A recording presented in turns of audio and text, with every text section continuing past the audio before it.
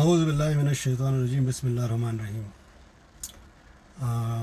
ډېر موده بعد یو ویډیو بیا اپلوډ کوم. مقصد یې دا دی چې په دې فیسبوک باندې تاسو به مینې او زه مینم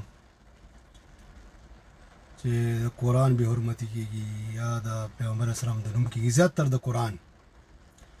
نو هغه زمونږ د خصوصا د پښتانه وروڼه پې ځان له ډبینګو کې و ډېر یو دردناک غونته کې کیسه غم ښیي و یو دردناک غونته کې کیسه پکې وکړي. یا د خدای ظالمانو تاسو ولې دا څیزونه کوئ؟ دا ولې شیر کوئ؟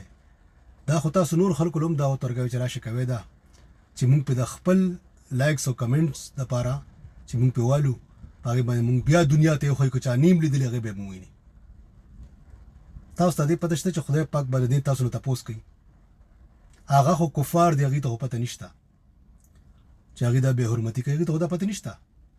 خو هغې چې وګوري چې بهی زمونږ خره پې چې کوم دی د پاسه بیا کمنټس کوي او د پاسه بیا ویډیو جوړ کړي، هغه بار بار وایرل کوي، نو هغه ویډیو هم وایرل شي. کم کار چې هغې په خپله نشي کولی هغه ول خبیثانو تاسو کوئ.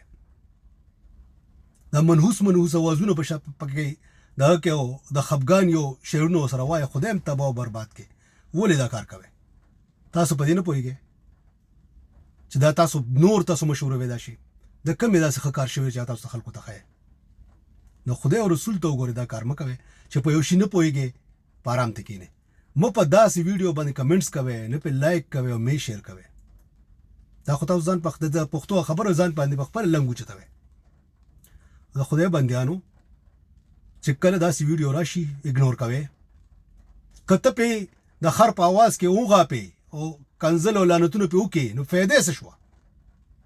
خو تا وایرل که، خو تا مشهور کو نورم،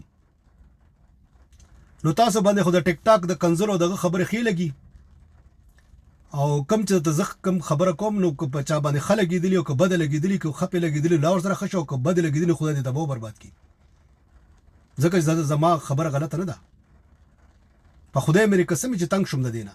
روزانه په ویډیو چې په فیسبوک کولاو کې یو نه یو به پکې یو قرآن بې حرمتي شراب به پکې څوک اچي، یو جینۍ ده چې هغه زما په خیال د فاریسټو د طرف ته چې هغې په دې سره پوهېږي نه چې قرآن څه دی. اوس ستاسو د لاسه هغې دا څیزونه کوي چې به زموږ دا خو شیر کېږي، دا وایرل کېږي او تاسو پښتانه وایرل کوئ او تاسو پې لایکس او کمنټ کوئ په دې باندې کوئ. لږ دا کل نه کارلی. افسوس دا چې فیسبوک هر چا په لاس کې نیولې خو دې په استعمال باندې څوک هم نه پوهېږي. د دې دا مطلب دی که ته پې لعنت ووایې نو څه پې څوک پې پوهېږي، او چې چا نه لیدلي هغه یې مویني. نو خدای ته وګوره، مهرباني وکړې که دا خبره په تاسو باندې ښه لګېدلي نو دا لږ شیر کې او ملګرو ته ووایئ چې خدای او رسول ته وګوره داسې څیزونه مو چې کوم دی په دې لایکس او کمنټس مه کوئ. دا خو مونږ په خپله ځان شرمو او دا د سخته ګناه ده، عظیمه ګناه ده. وکړئ تپوس د چاره، انتهایی غټه قسم په خدای په ما دومره بد ولګي چې چا شیر کړي نو زما خو یو د چا خبر چې یو ټوکری کنزل خو ورته زه وکړم چې دا خبیثه اولاده. ولې دا شي کوئ؟ تاسو په یو شي نه پوهېږئ، هغه تاسو ښه مشهوروئ، هغې بار بار کوي چې بهی دا خو وایرل کېږي، زموږ ویډیو خو وایرل شي، په ټوله دنیا کې خور شي. داسې خره شته چې هغې خوري. نو مهرباني وکړئ دا ویډیو که در باندې ښه لګېدلي نو لږ مطلب دا دی چې شیر یې کړې. د چینل د سبسکرایب درته زه نه وایم، زمونږ خلک چینل هغه سبسکرایب کوي چې په هغې باندې کنځلي او یو بل ته کنځل کوي، په هغې ډېر خوشحالېږي زمونږ خلک. نو مهرباني وکړئ دا شیر کړئ. ډېره مهرباني به وي. السلام علیکم.